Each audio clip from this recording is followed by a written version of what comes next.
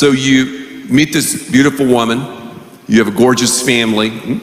Tell us a little bit about your spiritual pilgrimage, because you are an active part of Pastor Mac Richard's church in Lake Hills. Where's Pastor Mac? Mac, where are you, Pastor? Pastor, are you here?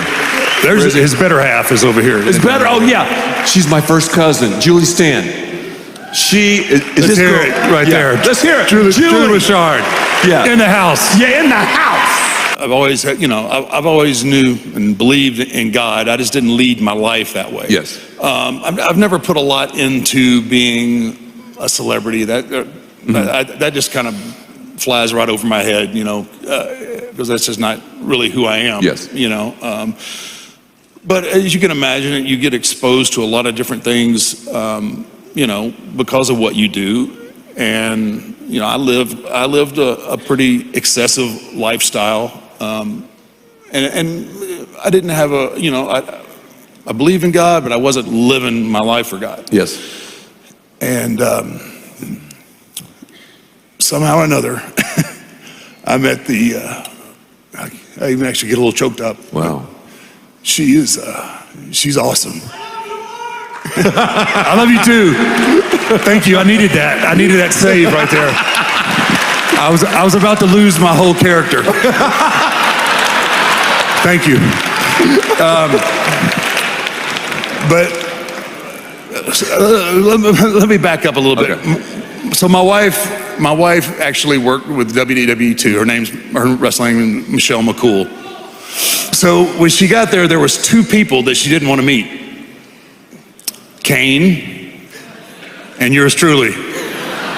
Terrified, did not want anything to do with me. And it was funny because she has this unbelievable work ethic, So she would get to the arenas early and try and get around, some of our producers, our agents, and not in the sense that you would think agents, like not like, I'm going to make this deal for you. They ran our non-televised events. So, but they were all really good hands and good wrestlers through their careers, and now they work behind the scenes. So she would pick their brains and try and get them to get in the ring and work with her. And it just caught my eye because I was like, no, you never cross over that line. And I always told guys, you don't date people that you work with, and this is not going to work. I said it for years, and then I broke my own motto. But anyway, so I ended up getting to know her, and I was just like, wow, she's really passionate about this, and you could tell that she was this is what she was wanting to do. It wasn't a stair step to Hollywood or anything else. This is her. She was passionate, and so finally, after a long time of her chasing me around, I was like, not true at all. Finally, she realized that I was not Satan, and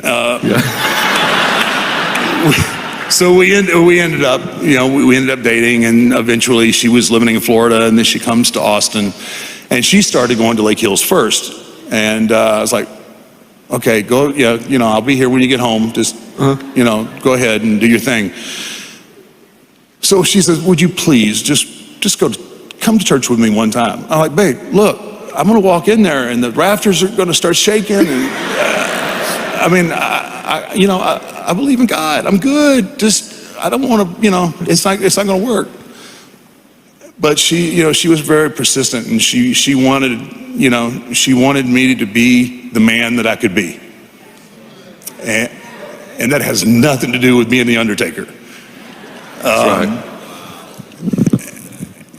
And so I went, and it was just the perfect circumstance at the perfect time. She pushed me, and I went reluctantly, but once I got there, and I grew up Catholic, and so I'm thinking to myself, man, I don't want to kneel, I don't want to get down on the pew. After 17 surgeries, you can figure my body doesn't really feel good all the time. So I'm like, so there were no pews, there were no, I didn't know there was no kneeling and everything. And I just had this, once again, it was kind of like the Eggman deal. Like I was getting myself worked up, right? Yeah. Because I was thinking, okay, all right, pastor's going to see me and he is just going to throw fire and brimstone right at me. Boom, sinner, you know. And it wasn't nothing like that. Mac and Julie and his family, they were really awesome. And it was more like of a conversation, you know. Mm-hmm. And I found myself from being, you know, kind of tense and pensive to kind of leaning in and like, wow, this is pretty cool. Wow. And that started my journey. Yes. Back to leading my life the way I should. Yes. And isn't that great? Thank you.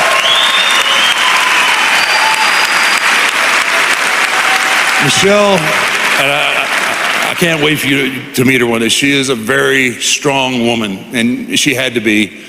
And she's the one that put me in the right place for me to get my life back on track again to what really matters. And obviously I'm forever indebted just for that, and not even counting how, she's an awesome mom, and, she actually just did her mobile loaves and fish training. So she's awesome. She brings the best out of me. And you were telling me too when we've talked, it's so interesting and just to hear what an amazing testimony of someone bringing you to church, of course, someone you love so much. And then I don't want to put words in your mouth, but I believe you were telling me like how you knew about God, but then that personal relationship, that was that trigger. Yeah, absolutely. That was, I wouldn't have been able to give you, I wouldn't be able to recite any kind of scripture whatsoever that first day. Yes, I knew there was, like I said, I was raised Catholic in a God-fearing home, but I just, all my brothers had to go to Catholic school and, taught by the nuns and getting their hands popped with the rulers and all that. I still hear it when I go home all the time about how rough they had it. But it was the start of me and my journey. Yes. And realizing that there was a whole nother part to life that I was missing out on. And I'm not perfect. Nor am I. No one's perfect. No one here is perfect, Mark. I get that. I mean, I'm still, I'm still in my process. Yes. I'm getting there, but I spend, I spend a lot more time these days reading my Bible and no. Excellent.